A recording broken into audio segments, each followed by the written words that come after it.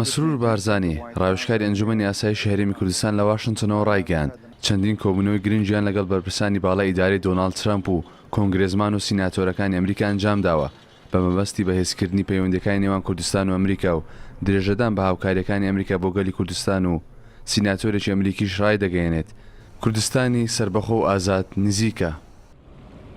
ئاڵۆزبوونی پەیوەندیەکانی هەولێر و بەغدا و بەردەوامی سزاکانی عێراق بۆ سەر هەرێمی کوردستان و بە تایبەتی درێژکردنەوەی بڕیای ڕاگررتنی گەشتە نێودەوڵەتەکان لە فڕۆکەخانەکانی هەرێمی کوردستان ئەو پرسانە بوون کە مەسرور بارزانی لەگەڵ ژمارەیەک لە گەورە سیناتۆری ئەمریکی تاوتوێکردن و دواتریش ڕاوشکاری ئەنجومەنی ئاسایش ئاشکرای کرد کۆبوونەوەکان پۆزتیڤ و گرنگ بوون بەڵام لەوەش گرنگتر ئەوەیە کە کۆبوونەوەکان بەرهەمی باشی بۆ هەرێمی کوردستان هەبێت.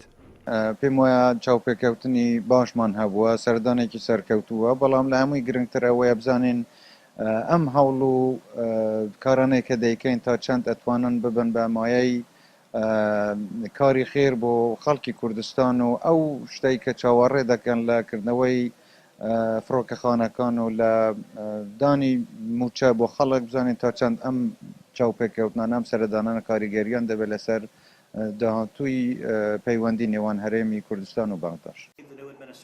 یەکێک لەو سیناتۆر ئەمریکیانەی کە مەسرور بارزانی لەگەڵی کۆبەوە گەورە سیناتۆری کۆماریەکان تێد کروز بوو کە بە یەکێک لەو بەرپرسە ئەمریکانە ناسراوە کە هەمیشە پشتگیری لە پرسی کورد کردووە و دوای کۆبوونەوەکەشی لەگەڵ مەسرور بارزانی تێد کروز بە کوردستان بیسواری ڕاگەیاند پێویستە ئەمریکا بە هەموو توانایەکەوە پشتگیری لە پرسی کورد بکات و بەم زوانە کوردستانێکی ئازاد و سربەخۆش دەبینن.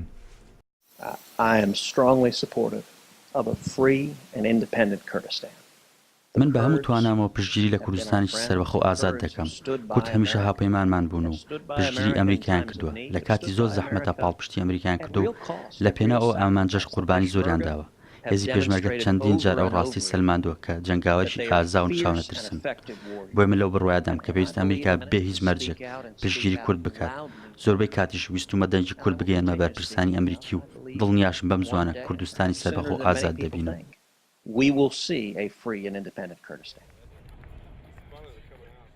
لە چوارچێوەی کۆبوونەوەکانیدا لە واشنگتن مەسرور بارزانی لەگەڵ سیناتۆر تیم کین کاندیدی دیموکراتەکان بۆ پۆستی جێگیری سەرۆکی ئەمریکا لە هەڵبژاردنەکانی ساڵی ڕابردوو کۆبووە و دواتریش لەگەڵ سیناتۆری کۆماریەکان جیم ئینهۆف کۆبووەوە.